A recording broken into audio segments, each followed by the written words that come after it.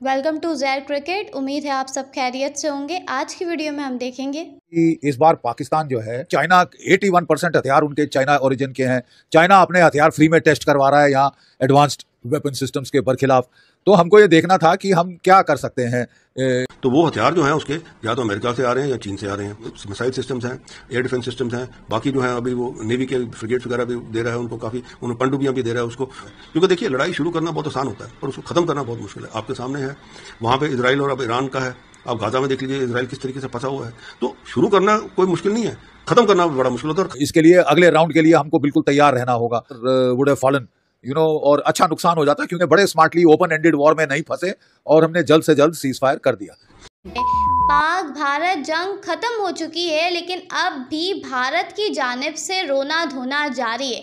Major Bakshi इस वक्त शदीद सदमे में है कि पाकिस्तान और चीन ने मिलकर जिस तरह से जंग के दौरान भारत की दुर्गत बनाई है, वो बात मेजर बख्शी नहीं भूल पा रहे हैं। पाकिस्तान के हाथों जो भारत को जंग के दौरान शिकस्त की सूरत में ज़िल्लत उठानी पड़ी है, उसका गम अब भी मेजर बख्शी को सता रहा है। अगर आप भारतीय मीडिया का रिएक्शन पाकिस्तान पर देखना और सुनना पसंद करते हैं तो चैनल को सब्सक्राइब करें।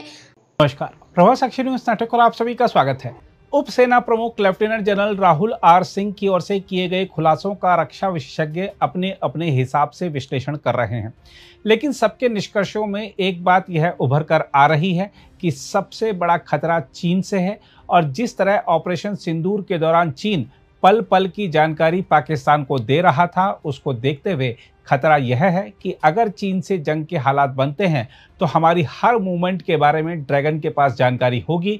इसलिए हमें अपने संसाधन और रणनीति में और कुशलता की जरूरत है। हम आपको बता दें कि उप सेना प्रमुख ने खुलासा किया था कि चीन ने मई में भारत पाकिस्तान के बीच हुए 4 दिवसीय सशस्त्र संघर्ष को विभिन्न हथियार प्रणालियों के परीक्षण के लिए एक प्रयोगशाला की तरह इस्तेमाल किया और दूसरे के कंधे पर बंदूक रखकर दुश्मन को मारने की प्राचीन सैन्य रणनीति के अनुरूप इस्लामाबाद को हर संभव सहायता प्रदान की।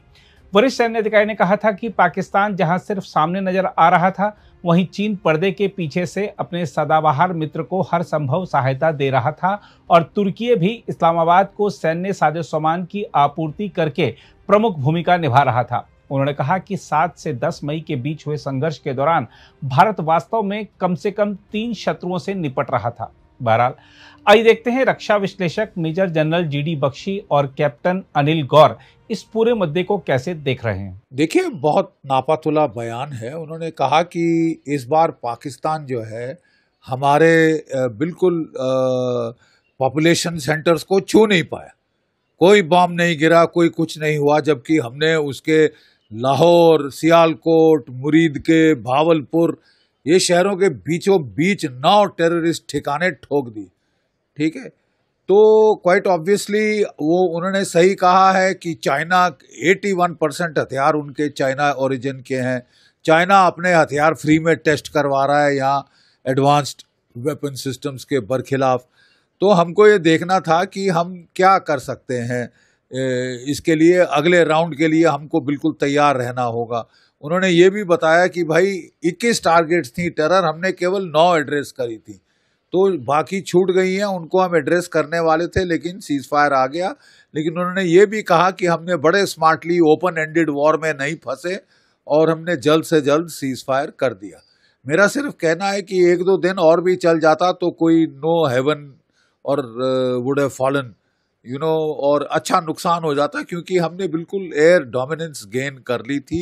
हमारा टोटल एयर सुपीरियरिटी थी over the skies of Pakistan.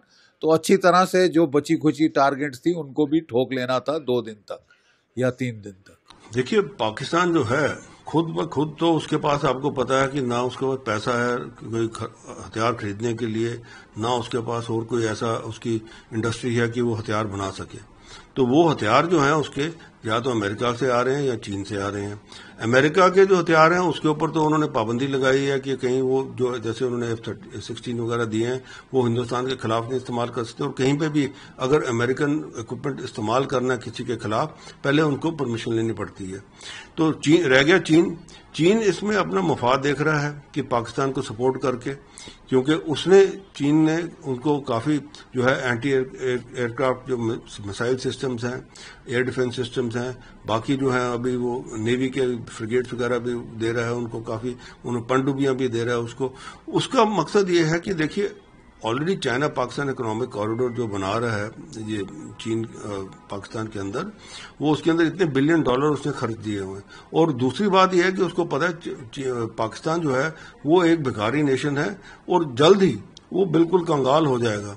तो वो चीन का 5th प्रोविंस बड़े आराम से बन सकता है, क्योंकि और कोई तरीका रहेगा नहीं उसके बाद। जैसे आपने देखा कि श्रीलंका ने अपना पोर्ट दे दिया, बाकी जो है देश जिनका कर्जा हो गया था चीन के साथ, उन्होंने भी अपनी जगह दे दी कि हाँ जी अब 100 साल तक इसको कर ले। वही हाल पाकिस्तान का होने वाला है। अब रहेगी बात तुर्की की। तुर्की में जो एक प्रॉब्लम है वो जो एर्डोगन है वो अपने आप को खलीफा मान रहे हैं कि मैं जी मुस्लिम ममालिक का जो है खलीफा, जो ऑटोमन एम्पायर का जो कैलिफेट होता था वो वापस उसको रिस्टोर करने के चक्कर में है। और वो रेस्टोरेशन किस तरीके से है कि वो जो देश हैं उनको अपने ड्रोन या उनके वो दूसरी चीजें जो हैं वो दे रहे हैं। तो ये जो चीज है ये हमें पता है। अब पता होने के बाद में ऐसा होता है ना, देखिए अगर आपको इन्फॉर्मेशन है कि दुश्मन क्या कर रहा है तो आप उसके काउंटर मेजर ले सकते हैं। और हिंदुस्तान में हम काउंटर मेजर ले रहे हैं और हमें पूरा यकीन है कि जो हमारे जो अपना पॉलिसी बन रही है और जिस हिसाब से हमारे काउंटर मेजर्स हैं वो इन सबको जो है वो जो है नलिफाई करेंगे। देखिए ऐसा है कि जब आप कहीं पे भी कोई ऑपरेशन करते हैं तो आप पूरी जो है उसका लेते हैं, जो जहां पे आपने जाना है अटैक करना है वो सारा का सारा उसकी इन्फॉर्मेशन लेके उसको कोलेट करते हैं। फिर उसमें देखते हैं कि उसमें जो हाई वैल्यू टारगेट्स कौन से हैं जिससे वो टारगेट हिट करने से अगला दुश्मन जो है वो इमीडिएटली जो है वहां सरेंडर करे। जैसे कि मैं आपको बताऊं, देखिए 71 की लड़ाई में क्या हुआ, हमने ढाका कैप्चर करना था और ढाका कैप्चर करने से जितना सारा हम बाकी सारी जगह छोड़ के सीधा ढाका के ऊपर गए, हमारी पैरा बटालियन भी गई वहां पे और सीधा हमने सरेंडर करवा दिया उधर। तो ये होता है आपको एक एप्रिसिएशन करके वॉर के अंदर कि आपने कौन से टारगेट सेट करने जिससे कि लड़ाई जो है जल्द खत्म हो जाए। क्योंकि देखिए लड़ाई शुरू करना बहुत आसान होता है पर उसको खत्म करना बहुत मुश्किल है। आपके सामने है ये यूक्रेन और रशिया की लड़ाई चल रही है। रशिया ने उस टाइम सोचा था कि मैं सीधा जाऊंगा ये डोनाबास रीजन वगैरह सारा लेके तो चलो खत्म, आज 3 साल से ऊपर हो गए।